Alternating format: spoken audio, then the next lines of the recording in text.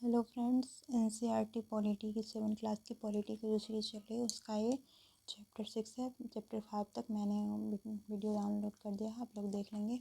उसके बाद ये चैप्टर 6 देंगे। इस चैप्टर का हेडिंग ही है संचार माध्यमों को समझना। यानी कि संचार आप लोग समझते हैं, जैसे टेलीविज़न हुआ, फ़ोन हुआ, इंटरनेट, रेडियो, ये सब क्या है संचार का। पेपर हुआ, न्यूज़पेपर, ये सब क्या है संचार का माध्यम है। टीवी हुआ, अखबार हुआ, इंटरनेट, रेडियो। देखिए, टेलीविज़न पर आपका पसंदीदा प्रोग्राम कौन सा, मतलब ये सब ऐसे ही बच्चों 7th क्लास की बुक है, इसलिए इससे बच्चों सबसे ये सब पूछा गया है क्वेश्चन है। देखिए, स्थानीय मेले की दुकान से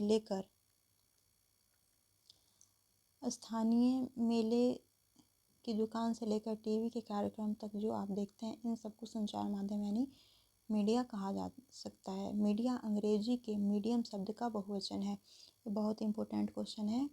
जो मीडिया जो है मीडिया अंग्रेजी के मीडियम शब्द का बहुवचन है और इसका तात्पर्य उन विभिन्न तरीकों से है जिनके द्वारा हम समाज में विचारों का आदान प्रदान करते हैं। मीडियम का अर्थ है माध्यम।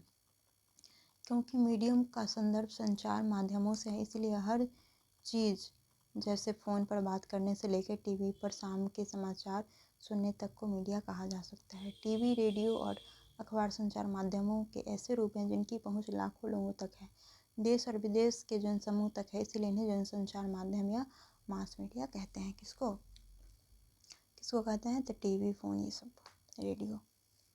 अब देखिए क्या है अगला पॉइंट, संचार माध्यम और तकनीक।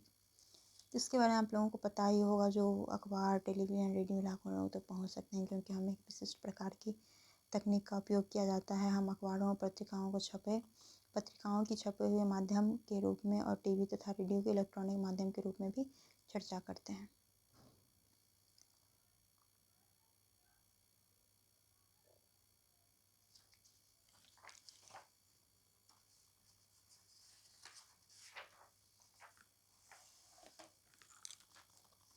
देखिए, 1940 के दशक में इलेक्ट्रॉनिक टाइपराइटर की आ जाने से पत्रिकाओं की दुनिया में एक बड़ा बदलाव आया था। एक टाइपराइटर दिखाया गया 1940 का। चेन्नई या जम्मू कश्मीर में बैठकर अमेरिका में फ्लोरिडा के समुद्री तूफान की छवियों को देख सकते हैं। टेलीविज़न ने दुनिया को बहुत पास ला दिया है। ये आप लोगों को पता है, कहीं का कुछ भी देख सकते हैं। ये जो यंत्र है, ये यंत्र टेलीवाइजर टेलीविज़न का प्रारंभिक रूप था। अपने इस आविष्कार के सामने बैठे हैं जॉन एल बेयर्ड। इस यंत्र के द्वारा उन्होंने रॉयल इंस्टीट्यूट के समक्ष अपने आविष्कार का प्रदर्शन किया था। संचार माध्यम और धन।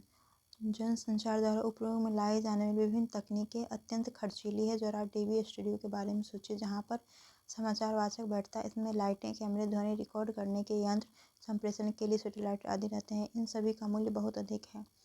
समाचार के स्टूडियो में केवल समाचार वाहक को ही वेतन नहीं दिया जाता, बल्कि और बहुत सारे लोग हैं जो प्रसारण में सहायक होते हैं। मतलब संचार के माध्यम में ही संचार के बारे में ही इसमें मेन रूप से बताया गया है। देखिए यहाँ क्या बताया गया है।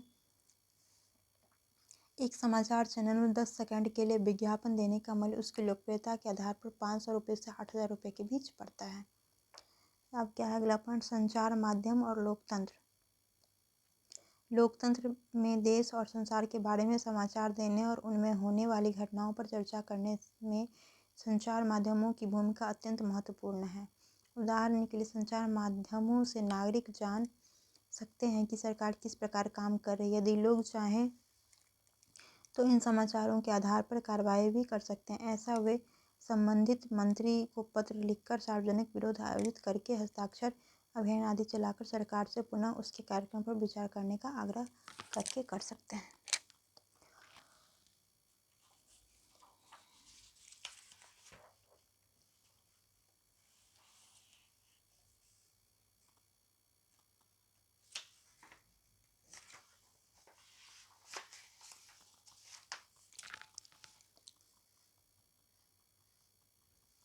अब देखिए यहाँ पे बताया गया है, प्रदूषण फैलाने वाले कारखानों को वज्रपात विरोधियों द्वारा चक्का जाम, यातायात को रोका, ये सब के बारे में बताया गया है। यहाँ देखिए आपने इंडिया डेली पढ़ा होता तो आप जानते हैं कि अखबार बंद होने पर बहुत से लोग अपनी रोजी रोटी खो देंगे, पर इसके बारे में बताया गया है। इसमें कुछ खास नहीं बताया गया, बस यही बताया गया है कि संचार किस प्रकार से काम करता है, हम लोगों को इससे क्या फ़ायदा है। अगला पॉइंट है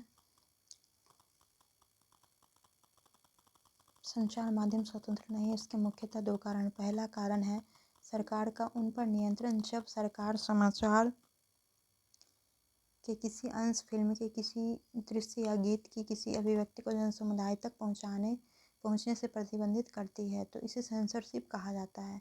भारत के इतिहास में ऐसे समय भी आए हैं जब सरकार ने संचार माध्यमों के ऊपर सेंसर लगाया। इसमें सबसे बुरा समय 1975 से 1977 तक आपातकाल का था। और इसमें टीवी हमारे साथ क्या करता है और हम टीवी के साथ क्या कर सकते हैं, ये सब के बारे में बताया गया है।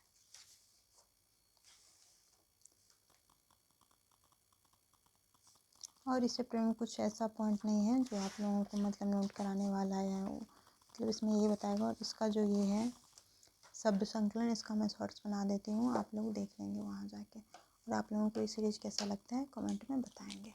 इसके बाद में क्लास 6 की ज्योग्राफी का सीरीज चलाऊँगी।